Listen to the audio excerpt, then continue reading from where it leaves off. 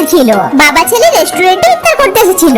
বাবা বলে, তোর দিদি এখন এলো না কেন? ছেলেটি দিদিকে ফোন করতে লাগে। তার দিদি একজন ডক্টর ছিল। ভাই বলে, দিদি এখন আসছিস কেন? দিদি উদাস হয়ে বলে, সরি ভাই, আজ আমি যেতে পারবো না, এখানে আমার থাকাটা খুবই জরুরি। এটা শুনে ভাই উদাস হয়ে ফোন কেটে দেয়। দিদিও উদাস ছিল। বাবা বুঝতে পারে মেয়ে আসবে না। ভাই রেগে বলে, ইফতারের সময় আবার কেমন ডিউটি? তখন বাবা বলে, শোন বাবা, কিছু লোকের ডিউটি ইফতারের সময়ও দাঁড়িয়ে থাকে। তখন ছেলেটির নজরে ট্রাফিক পুলিশের উপরে পড়ে। তিনিও সারাদিন রোজা রেখে ইফতারের সময়ও ডিউটি করে যাচ্ছিলেন। এটা দেখে ছেলেটি সব বুঝতে পারে। এদিকে দিদি তাদের ফ্যামিলি ফটো দেখছিল আর ইফতার করার জন্য দিন করাতে লাগে। তখনই পেশেন্টের পরিবারের একজন এসে দিদিকে ডাক দেয়। দিদি দেখে পেশেন্টের পরিবার ইফতারের আয়োজন করেছে। এদিকে ভাই ওই ট্রাফিক পুলিশ আঙ্কেলকে ডেকে আনে আর সবাই মিলে একসাথে বসে ইফতার করতে লাগে। বন্ধুই নিশ্চয়ই ভাই বোনের জন্য মন থেকে একটা লাইক অবশ্যই করবে। এই ছেলেটি যখনই ক্যান্ডি নেওয়ার জন্য নিজের হাত ঢোকায় তখন ওই হাত তার হাতকে চাপড়ে ধরে ফেলে। সমস্ত বিয়ার ক্যান্ডি নিচে পড়ে যায় আর সবাই মুখ করতে লাগে। সমস্ত ছোট ছোট বিয়ার ক্যান্ডি গুলোকে খুবই কিউট লাগছিল। ছেলেটি তাদেরকে নড়তে দেখে তাদের সাথে খেলতে লাগে, কিন্তু ওই বিয়ার ক্যান্ডি গুলো একে অপরকে নিজেদের মধ্যে জড়িয়ে তাদের আকার বড় করে দেয় আর তারা ছেলে দুটোর দিকে এগিয়ে আসতে লাগে। ছেলে দুটো ভয় পেয়ে যায়। সমস্ত বিয়ার ক্যান্ডি তাদের শয়তানি মুখ খোলে আর তাদের উপর ঝাঁপিয়ে পড়ে। ছেলে দুটো বাহাদুরির সাথে তাদের সাথে মোকাবিলা করতে লাগে, কিন্তু তবুও তারা কিছুই করতে পারছিল না। এই ছেলেটি একটা রেড বিয়ার ক্যান্ডির উপরে চড়ে যায় আর তাকে খুশি পাচ্ছে লাগে, কিন্তু বিয়ার ক্যান্ডি তার হাতকে খেতে লাগে। তখনই সে আরো ক্যান্ডিকে নিজের মধ্যে টেনে নেয়, যার কারণে তার আকার আরো বড় হয়ে যায়। বাচ্চাটিকে ভাল্লুকরে ঝেড়ে ফেলেছিল।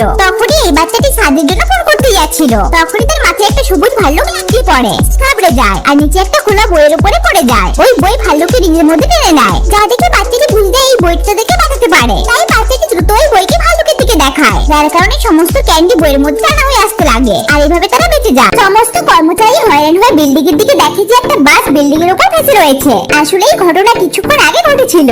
যখন একটা পাবলিক বাস শহরের দিকে যাচ্ছিল তখনই গ্রামে ফাটল ধরতে লাগে। এটা দেখে শ্রমিক ভয় পেয়ে যায়। কিছুক্ষণের মধ্যে ফাটল থেকে তেল বের হতে লাগে। ড্যাম তেলগুলিতে ফাটছিল। লোকটি বাকিতে ডাকতে যাবে তার আগে ড্যাম ভেঙে যায় আর ওর ভিতরে সব জল শহরের দিকে তেলগুলিতে ঢুকতে লাগে। স্পিড এতটাই বেশি ছিল যে বাস উড়ে গিয়ে সোজা বিল্ডিং এ ঢুকে যায়। বিল্ডিং এ থাকা সমস্ত লোকজন মারা গিয়েছিল। কিছুক্ষণ পর তাদেরকে বাঁচানোর জন্য রেস্কিউ টিম এসে পৌঁছয়। তারা গাড়ি থেকে নেমে দেখে বাস বিল্ডিং এর উপর ফেসে রয়েছে। তারা অবাক হয়ে ভাবতে লাগে এরা এখানে পৌঁছলো কিভাবে। তারা সময় নষ্ট না করে দ্রুত উপরে পৌঁছে যায়। বাসে এখনো অনেক মানুষ জীবিত ছিল। তাদের নড়ার কারণে বাসও নড়ছিল। তারা দ্রুত সবাইকে শান্ত থাকতে বলে, কারণ একজন রেস্কিউ টিম মেম্বার দড়ি নিয়ে বাইরে আসছিল। সে বাসের কাছে এসে দেখে কিছু লোক মারা গিয়েছে। এরপর দ্রুত সবাইকে বাইরে বের করা হয়। তখনই বাস ব্যালেন্স হারিয়ে জোরে জোরে নড়তে লাগে। শুধুমাত্র ছেলেটি বাকি ছিল।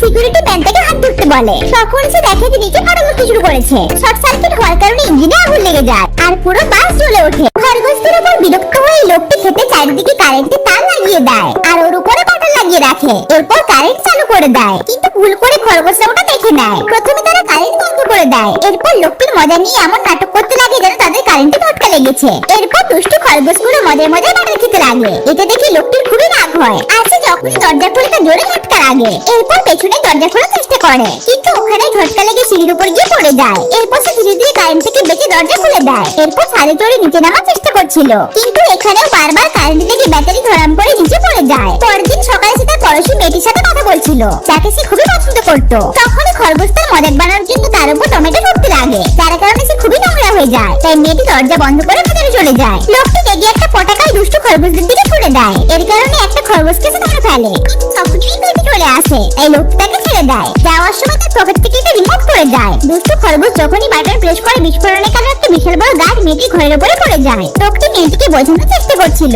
কিন্তু মেয়েটি প্রচন্ড রেগে গিয়ে তার উপর চিল্লাচ্ছিল।